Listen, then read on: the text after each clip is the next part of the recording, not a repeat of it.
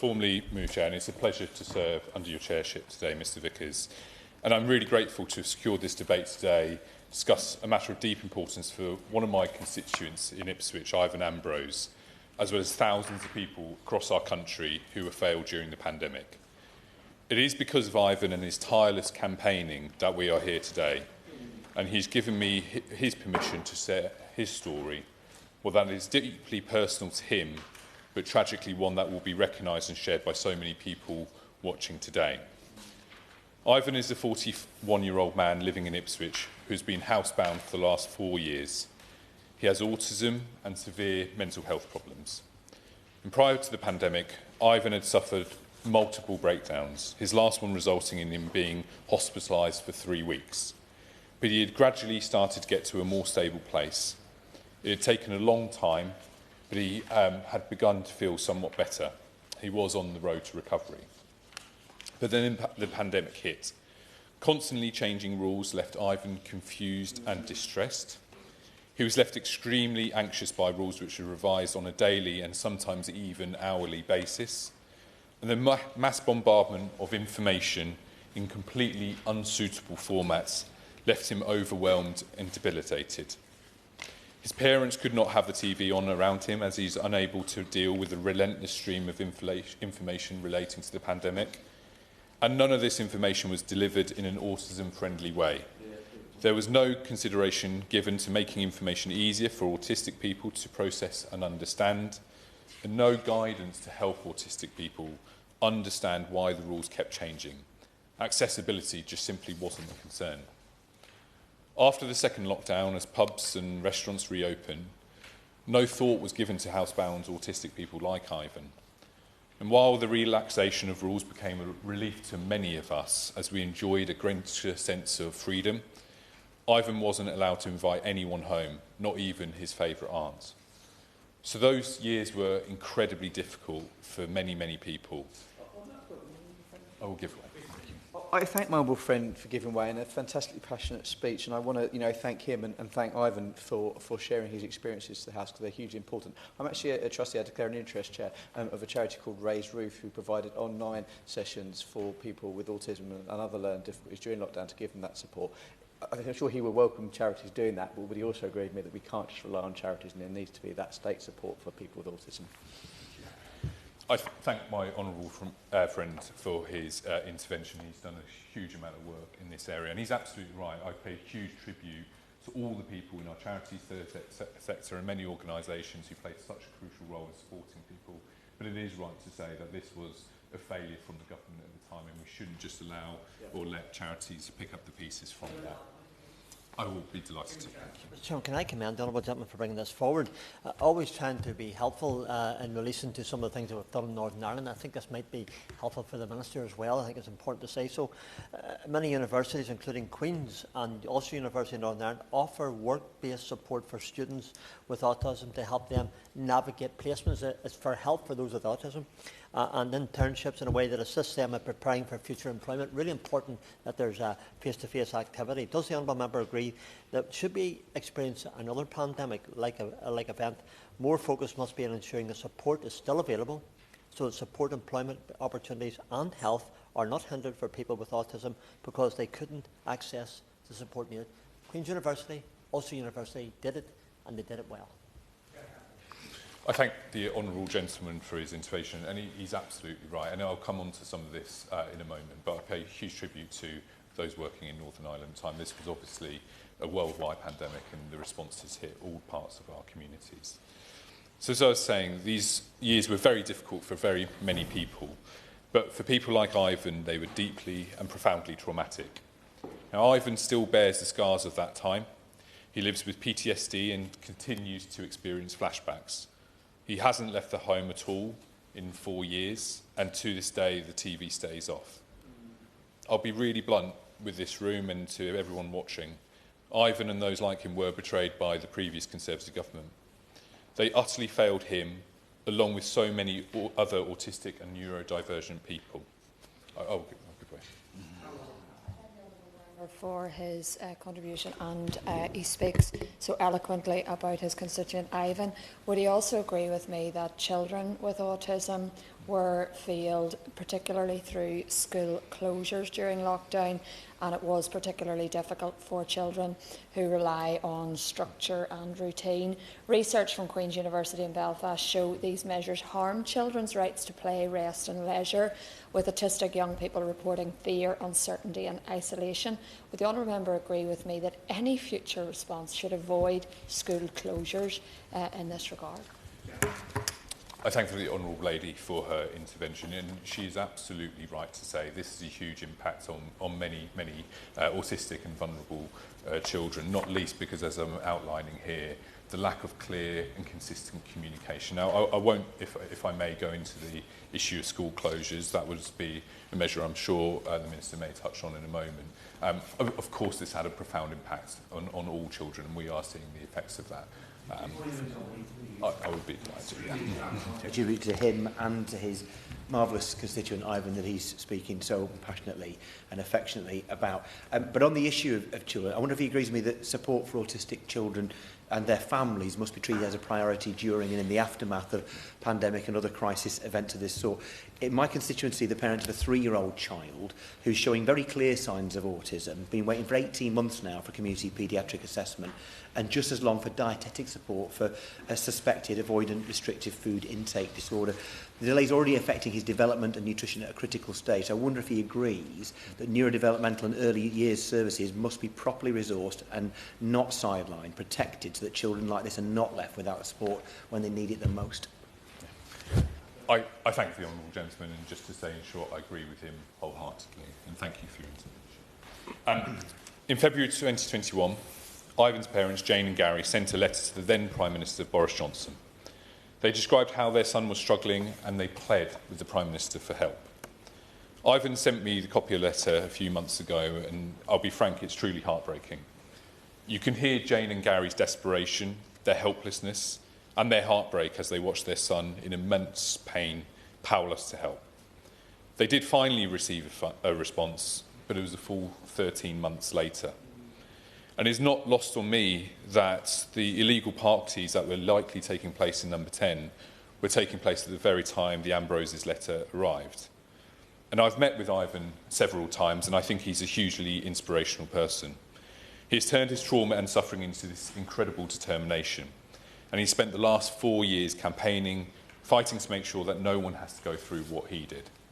He launched an online petition in 2022 calling for autistic people's needs to be met in a future pandemic response. Although he failed to get the 10,000 signatures for a government response, Ivan persisted nonetheless. He has featured across our local media trying to raise awareness, and over the last few years, Ivan's campaign has had a real impact. He was recently asked to submit evidence to the House of Lords Select Committee on the Autism Act, and his evidence features in the committee report. And I know he's very proud of this, as he absolutely should be.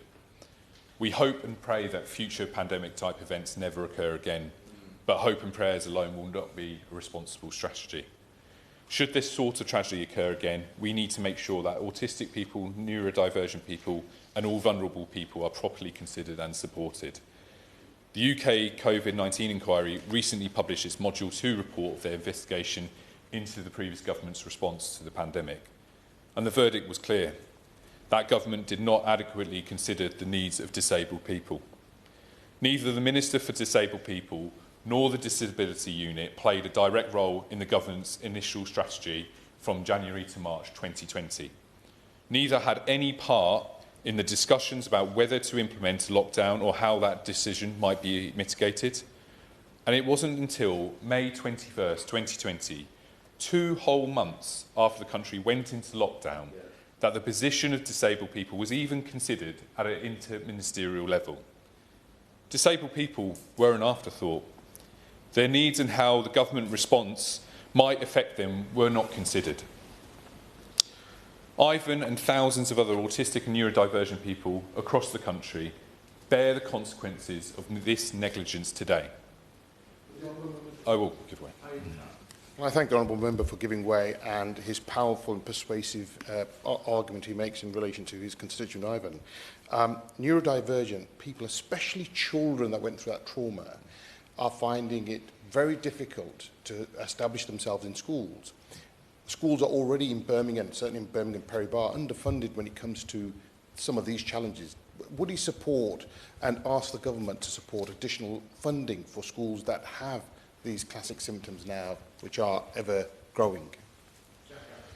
I thank the honourable gentleman for his intervention. Look, we saw also severe cuts to early intervention support in the pandemic in my home in Ipswich and Suffolk. At the height of the pandemic, children's centres were closed and health visitors were slashed. And I absolutely echo the honourable gentleman's call for more funding. That is why I'm really pleased that the government did provide £1 billion extra funding for SEND over the previous year, and £10 million of that in Suffolk, for example, we spent on specialist places as well. So I absolutely echo and support what the honourable member has said there. So as I was saying, data reporting on disabled people was also woefully inadequate. And in October 2020, it was noted that data on disability across the government was fragmented and did not allow comparisons to be made across departments. And the information was mainly from anecdotal reports or charity sector surveys. Departments were tasked with improving data collection on disabled people, but needless to say, nothing much improved. And there were no preparations in place for communicating properly with disabled people in appropriate formats. For example, there was no British Sign Language interpreter on government broadcasts for a significant period of time, for example. And the list for clinically extremely vulnerable group who received online deliveries in the early stages of the pandemic was entirely medicalised, based on an outdated medical model of disability. So thousands of disabled people with mental distress, mobility challenges, energy limitations, sensory impairments and learning disabilities were not placed on the list for online deliveries, even though many could not visit supermarkets or other important outlets in person. This was, according to the Chief Executive of Disability UK, one stark example of the abandonment of the social model of disability. Now, the social model of disability was developed by disabled people and says that people were disabled by barriers in society, not their impairment or condition. It is widely accepted and has been the recommended model for all government departments for several years. But these failures we've heard about in the first two inquiry reports are utterly shameful. Between June and July 2020, the National Autistic Society ran an online survey looking at autistic people's experience of coronavirus and the lockdown. Autistic people were 7 times more likely to be lonely, 6 times more likely to have low life satisfaction. 9 in 10 autistic people worried about their mental health during lockdown, and 1 in 5 family members had to reduce work due to caring responsibilities. It is an appalling legacy that cannot happen again, and our government must ensure that.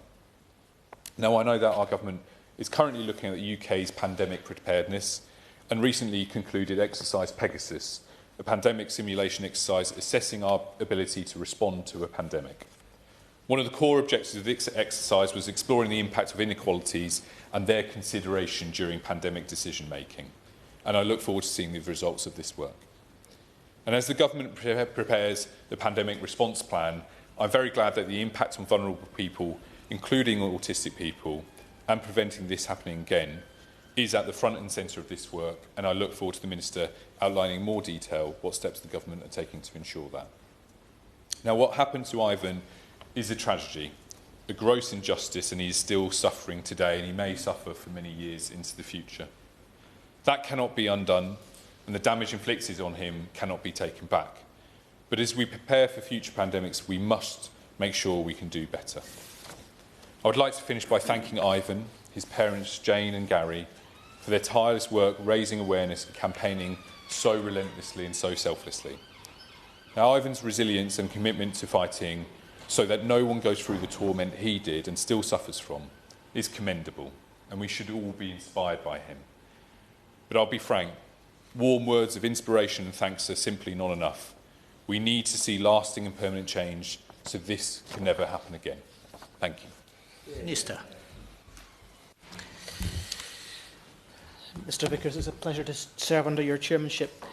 I'm very grateful to my honourable friend, the member for Ipswich, for raising this important topic. And I know, having known him the last 14 months, how passionately he feels about the National Health Service in his area, and particularly mental health service provision in his area, and his constituents can be rightly proud of his doughty advocacy on their behalf. My honourable friend has spoken of his constituents campaigning to improve support for autistic people following his very difficult experiences during the COVID-19 pandemic. And can I also place on record my commendation for Evan for his tireless work to ensure that autistic people going on forwards receive the right form of support. We have heard today of the challenges that autistic people faced during the pandemic. It is important we learn from those experiences and ensure we do better in the future. In 2020, the Department of Health and Social Care commissioned research into the impact of the pandemic on autistic people and their families. The report was published in May 21, made several key recommendations which chime with the issues that my honourable friend has so eloquently raised today. It includes access to education for autistic children during lockdown, lack of respite and support for family members and their carers, the impact of the pandemic on mental health of autistic people and the challenges they face accessing healthcare in the round, and, as particularly highlighted today, the need for clearer communication and transparency of decision-making to help autistic people follow the advice and guidance appropriately. I would like to provide reassurance that the Government remains committed to learning these lessons from the pandemic and help us prepare better in the future. As my honourable friend also alluded to, the UK's response to and impact of the COVID-19 pandemic, the Government has acknowledged the disproportionate impact that the pandemic has had on vulnerable groups in the United Kingdom. Module 1 of the UK COVID-19 inquiry was published in July last year and focused on the UK's resilience and preparedness for the pandemic.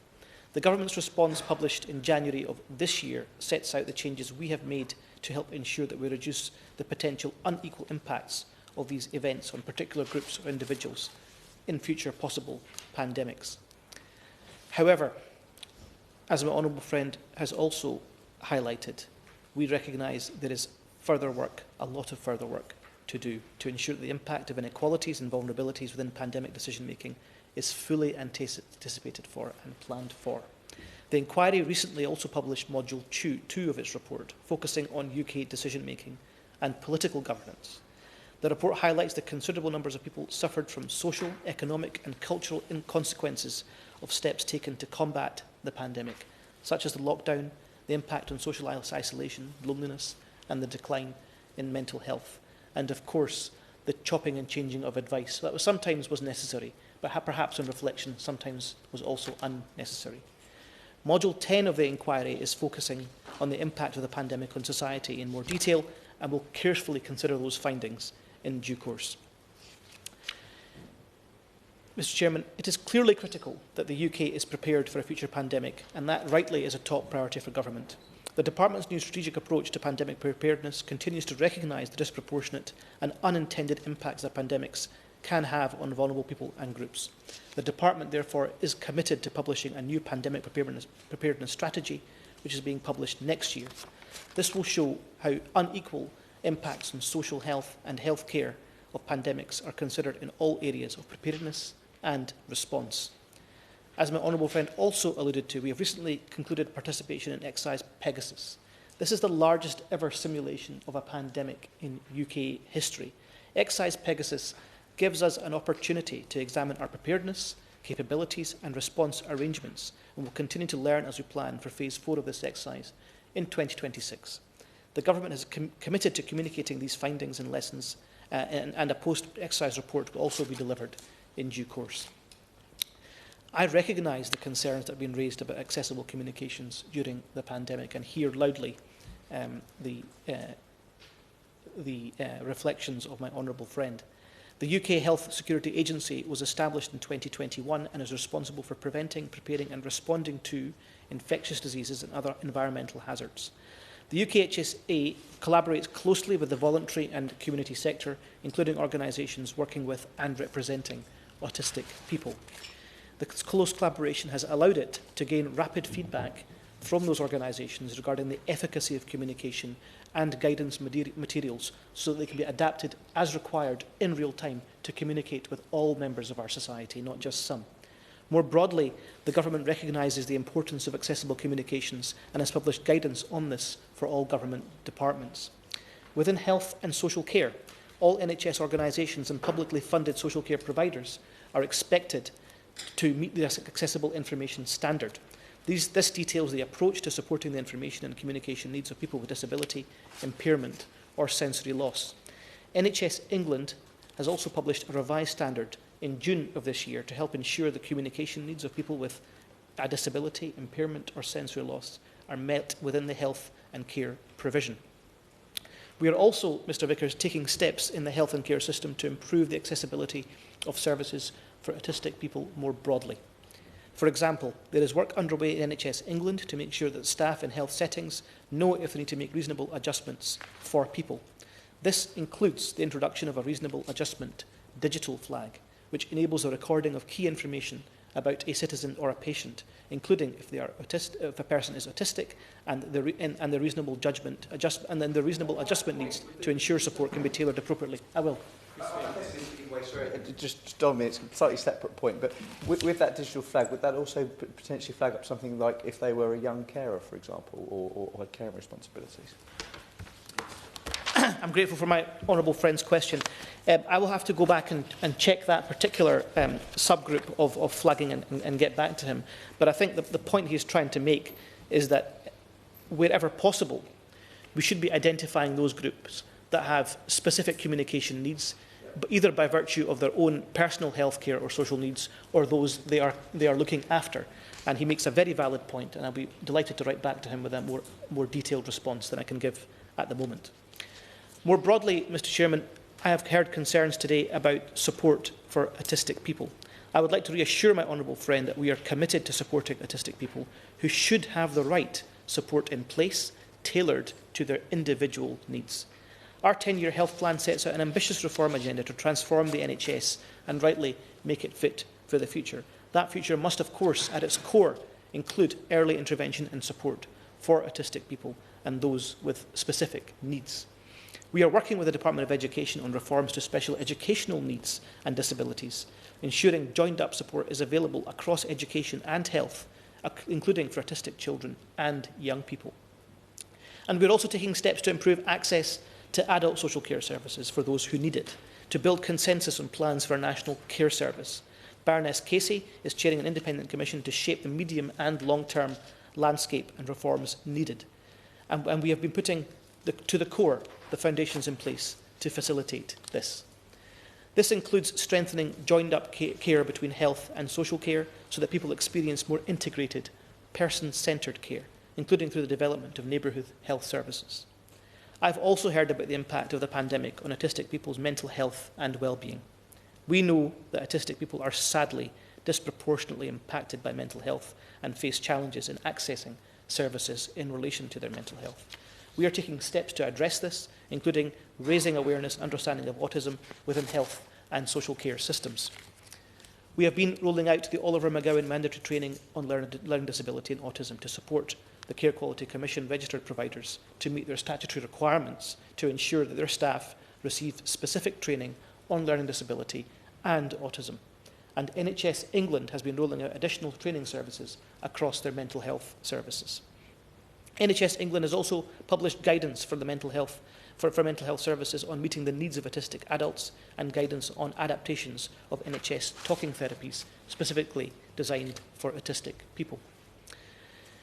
My honourable friend, I'm sure, is also aware that the House of Lords Autism Act Special Inquiry Committee publishes reports and recommendations for government on 23rd November. I understand that his constituent Ivan contributed to the committee's inquiry, and I would personally like to thank him and others for sharing their valuable insights and experiences, despite all the trauma that they personally experienced. The government is carefully considering the committee's recommendations on the next autism strategy and support for autistic people, and will respond formally in due course. Mr Vickers, I would like to end by reiterating my thanks once again to my honourable friend, the member for Ipswich, and his constituent, Ivan, and also thank the contributions of honourable members for Harlow, for Westminster and Lonsdale, for Strangford, for Upper Bann and Birmingham Perry Bar. Whether it is through Excise Pegasus, looking at how it can better co-create guidance with vulnerable groups, or it is using better guidance tailored for specific communities, or digital flags on health records, or indeed through better mandatory training. I can give this assurance to my honourable friend, that no longer will disabled people or people with specific or additional needs be treated as an afterthought. They will be at the forefront of our minds when planning future pandemic training, future pandemic preparedness, and when executing that preparedness if we are so unfortunate to suffer another pandemic. He has my assurance, and I'm once again very grateful to him for raising this debate.